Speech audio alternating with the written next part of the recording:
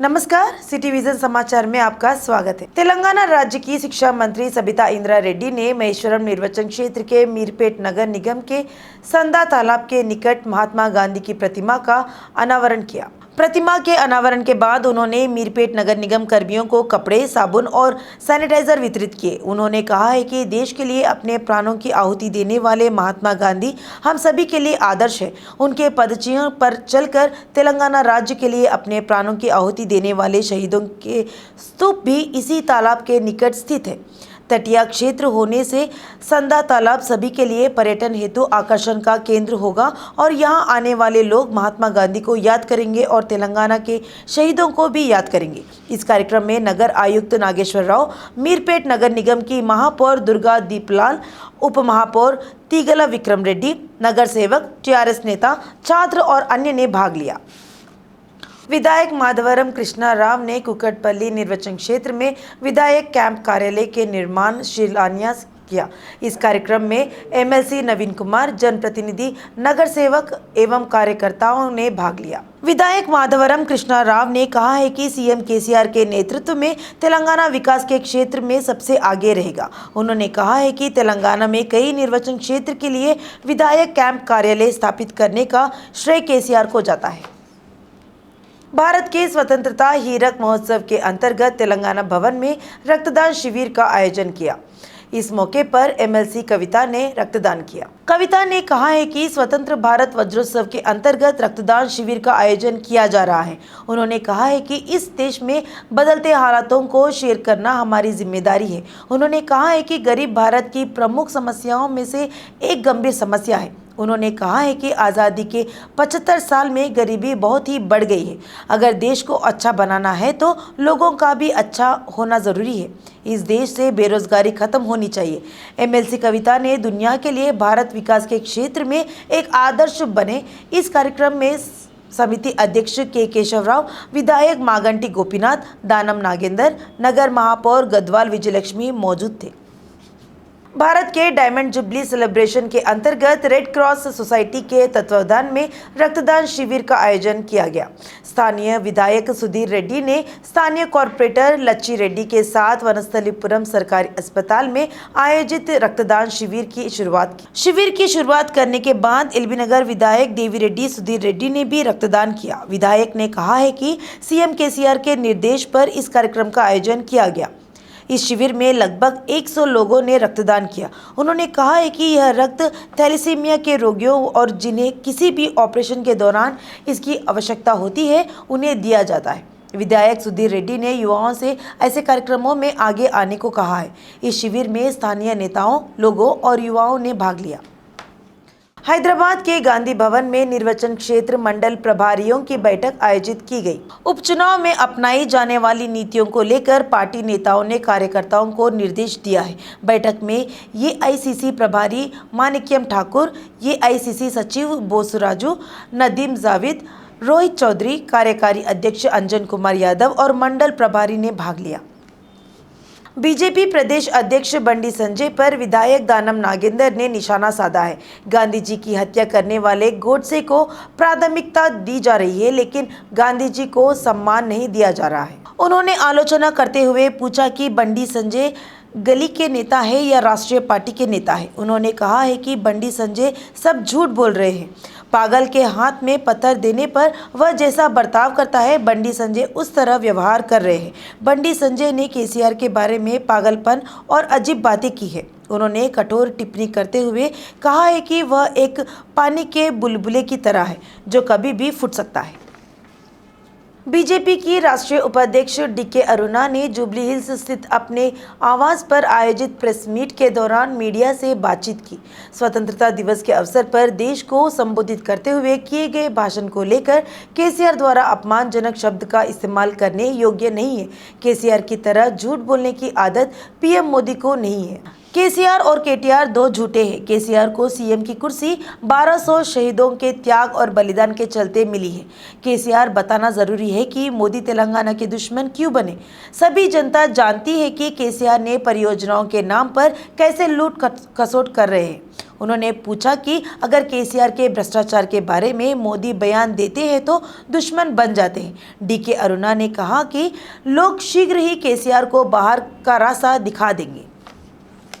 पूर्व सांसद और बीजेपी नेता कोंडा विश्वेश्वर रेड्डी ने कहा है कि बीजेपी में शामिल होने के लिए विभिन्न क्षेत्रों से कई लोग आगे आ रहे हैं। प्रधानमंत्री मोदी के नेतृत्व में सुशासन प्रदेश बीजेपी अध्यक्ष बंडी संजय की प्रजा संग्राम पदयात्रा और सत्ताधारी दल की गलतियों के खिलाफ भाजपा का अभियान के चलते जनता का बीजेपी का विश्वास बढ़ गया है। बीजेपी और टीआरएस ने जनगांव में प्रचार हेतु फ्लेक्सियां और होर्डिंग्स लगाए हैं। टीआरएस नेताओं ने बीजेपी के प्रदेश अध्यक्ष बंडी संजय को चुनौती देने वाले होर्डिंग लगाए हैं। जनगांव में प्रवेश करना हो तो नीति आयोग द्वारा अनुशंसित धनराशि लाने की मांग की गई है। विधायक मुत्ती रेड्डी ने ये होर्डिंग्स लगवाए हैं। उधर बंडी संजय के स्वागत के लिए बीजेपी के कार्यकर्ताओं ने परिसरों में फ्लेक्सियां लगाई है। इस बीच अज्ञात व्यक्तियों द्वारा बीजेपी के कुछ फ्लेक्सियां फाड़ दी गई है। इस पर बीजेपी नेता आरोप लगा रहे हैं कि टीआरएस नेताओं ने ऐसा किया है। एक दूसरे के खिलाफ आलोचना और फ्लेक्सियों के चलते जनगांव में तनाव की स्थिति बन रही है। आपकी आवाज़ ऑटो यूनियन वेलफेयर एसोसिएशन अध्यक्ष महमूद मक्की ने आरोप लगाया है कि बंडलगुड़ा आरटीओ कार्यालय में वाहन निरीक्षक अपनी ड्यूटी के विपरीत काम कर रहे हैं। उन्होंने आरोप लगाया है कि भ्रष्टाचार गतिविधियों को बढ़ावा देकर कुछ निजी व्यक्ति ड्राइविंग लाइसेंस के लिए निर्दोष लोगों के साथ लूट खसोट कर रहे हैं। आरोप लगाया गया है कि वाहन निरीक्षक के रूप में काम कर रहे वेंकटेश्वर राव और सलमान राज रिश्वत लेकर लाइसेंस उपलब्ध करा रहे हैं। उन्होंने कहा कि रिश्वत नहीं देने वालों के खिलाफ रंजिश पालते हुए लाइसेंस रद्द कर उन्हें दंडित किया जा रहा है। ऑटो चालकों को प्रताड़ित कर परेशान किया जा रहा है। इस मामले में संज्ञान लेते हुए कार्रवाई करने की मांग की गई है। लॉकडाउन की वजह से कई गरीब ऑटो वालों का ने लाइसेंस नहीं लेने की वजह से उनको ओनरा गाड़ियाँ नहीं दे रहे, ट्रैफिक पुलिस वाले चालानात कर रही। इसकी वजह से ड्राइवर्स परेशान थे। हमारी सोसाइटी की जानिब से 25 जनों को ड्राइविंग लाइसेंस दिलाने की जिम्मेदारी ली है, जो कि फ्री फंड है। 1 रुपया उनसे कलेक्ट नहीं कर दिया। गवर्नमेंट की फीस भी हमारी तरफ से दिया जा रहा था। जब उनकी जो ना कार्रवाई चालू करे, उनके ऑनलाइन करके जब बल्लागुड़ा आरटीओ ऑफिस में जब भिजाया गया तो वहाँ के इंस्पेक्टर सुलेमान राज बोल के एक इंस्पेक्टर है, उन्होंने कैंडिडेट जो जिसको एप्लीकेट से जो है ना 500 रुपये दिए तो मैं करता हूँ, नहीं तो जो है ना नहीं करता हूँ, पढ़े लिखे नहीं है। ड्राइवर आदमी कहाँ तक पढ़ा हुआ रहता? अगर ड्राइवर आदमी का 10th क्लास भी पास रहता तो आज उन्हें होमगार्ड इनके डिपार्टमेंट का रहता था उन्हें, लेकिन नहीं करके फेल कर दिए गए। फिर दूसरे दिन एक को भिजाया गया तो वहाँ पर T Venkateswara Rao inspector motor vehicle inspector south zone, जो वहाँ पर जो है ना क्या है क्या लिया है, पढ़े लिखे नहीं है, क्यों आए बोल के पहले बात ना करे। पांडुरंगा नायक को फिजिकली मिलके ये कंप्लेंट करे कि भाई आपके ऑफिसर साउथ जोन के अंदर ऐसा कर रहे हैं, लेकिन पांडुरंगा नायक जो है ना उस कंप्लेंट को रख लेके उन्होंने बैठ गया। किसी तरह का रिस्पॉन्स नहीं दे रहे। उनको 3 से 4 बार फ़ोन किया गया, उन्होंने यही बोल रहे हैं कि अंडर द इंक्वायरी। उनकी इंक्वायरी ख़त्म नहीं हो रही। तो हम उनके ऊपर आरटीआई डाल के ये पूछे कि आपके इंक्वायरी ऑफिसर कौन है और क्या एक्शन लिए। आरटीआई का ही जवाब नहीं मिला। कमिश्नर ऑफिस से, ट्रांसपोर्ट डिपार्टमेंट के कमिश्नर ऑफिस से कोर्ट को आने का है, आरटीआई डिपार्टमेंट केस बुक कर दिए। गवर्नर मैडम को एक कंप्लेंट करे, हैदराबाद कलेक्टर साहब को भी एक कंप्लेंट दी है। लेकिन जनाब इंसाफ लेने के लिए क्या जाना, आज जो है ना करप्टेड डिपार्टमेंट, करप्टेड ऑफिसरों की एक जो है ना इतनी दादागिरी चल रही, कोई डिपार्टमेंट इनके ऊपर हाथ, 1-2 रिश्वतखोर ऑफिसर घर में पब्लिक की ड्यूटी करने की जगह रोज़ के 1 लाख से 1.5 लाख रुपए रिश्वत देके जा रहा है, लेकिन किसी तरह का कोई काम नहीं कर रहे हैं। और मैं ये तमाम से ये कहना चाहता हूँ कि अगर ये हमारा जो है ना एक्शन नहीं लिया जाएगा तो हम जो है ना धरने देंगे और भूख हड़ताल बैठेंगे। हम हमारी सोसाइटी से भूख हड़ताल बैठा जाएंगे। एलबी नगर पुलिस स्टेशन की सीमा में मुशरमबाग जाने वाले मार्ग पर युवकों के बीच गैंगवॉर की घटना हुई। नागौल के एक गिरोह और बंडलागुड़ा के एक अन्य गिरोह ने आपस में मारपीट की। इस घटना में दोनों ओर से लगभग 30 युवक को बेरहमी से पीटा गया। यह घटना देर रात करीब 12 बजे तिरुमला बार के पास हुई। सीसीटीवी कैमरे में ये दृश्य कैद होने पर पुलिस ने मामला दर्ज कर जांच शुरू कर दी। रास्ते में जा रहे एक व्यक्ति ने इसे मोबाइल फोन कैमरे में कैद करने का प्रयास किया तो उसे भी पीटा गया, साथ ही उसे धमकाया भी गया।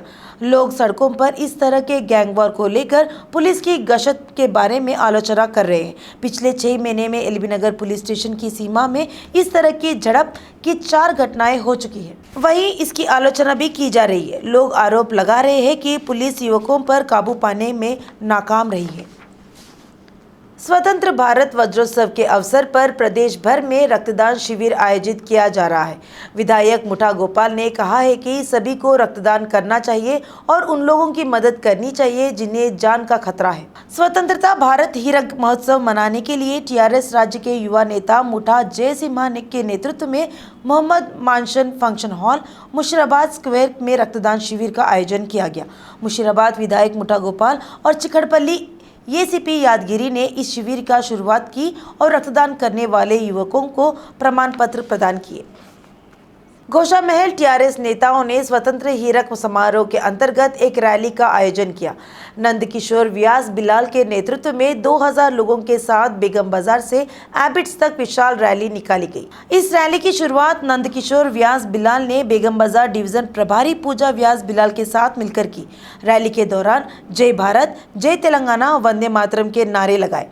एबिट्स में कार्यक्रम स्थल पर पहुंचने के बाद नंद बिलाल और पूजा व्यास बिलाल ने सीएम केसीआर और राज्य के मंत्रियों के साथ राष्ट्रगान किया।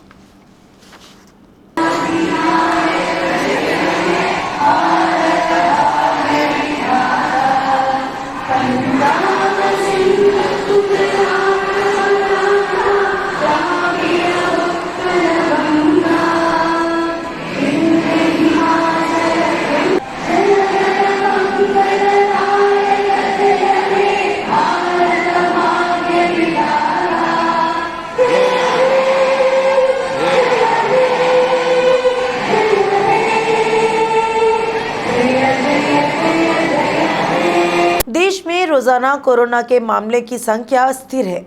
पिछले 24 घंटों में केंद्रीय स्वास्थ्य विभाग ने घोषणा की कि 14,917 लोग कोरोना वायरस से संक्रमित हुए हैं और 32 लोग कोरोना वायरस के कारण अपनी जान गंवा चुके हैं। ताज़ा मामलों के साथ देश भर में आज तक दर्ज मामलों की कुल संख्या 4,42,68,381 हो गई है, जबकि ताज़ा मौतों के साथ देश भर में अब तक दर्ज की गई मौतों की संख्या 5,27,069 तक पहुंच गई है। पिछले 24 घंटों में 14,238 लोग कोरोना से ठीक हुए हैं। अब तक कुल 4,37,23,804 लोग इस वायरस से ठीक हो चुके हैं। केंद्रीय स्वास्थ्य विभाग के अनुसार देश में इस समय 1,17,508 सक्रिय कोविड मामले हैं। तेलंगाना के लिए एक और बड़ा खतरा टल गया है। हैदराबाद मौसम विज्ञान केंद्र ने कहा है कि पूर्वी मध्य प्रदेश के आसपास केंद्रित हवा का कम दबाव तेलंगाना से दूर चला गया है। इसके साथ ही राज्य के लिए बहुत भारी से भारी बारिश का खतरा टल गया है। हालांकि इस महीने की 19 तारीख को बंगाल की उत्तरी खाड़ी में हवा का कम बनने की संभावना है। इसके प्रभाव से इस महीने की 19 और 20 तारीख को प्रदेश के कई जिलों में गरज और बिजली के साथ बारिश होने की संभावना है। इस संबंध में प्रारंभिक चेतावनी भी जारी कर दी गई है। ये थे अब तक के ताज़ा समाचार। आगे के ताज़ा समाचारों के लिए देखते रहिए सिटी विजन न्यूज़ लाइव।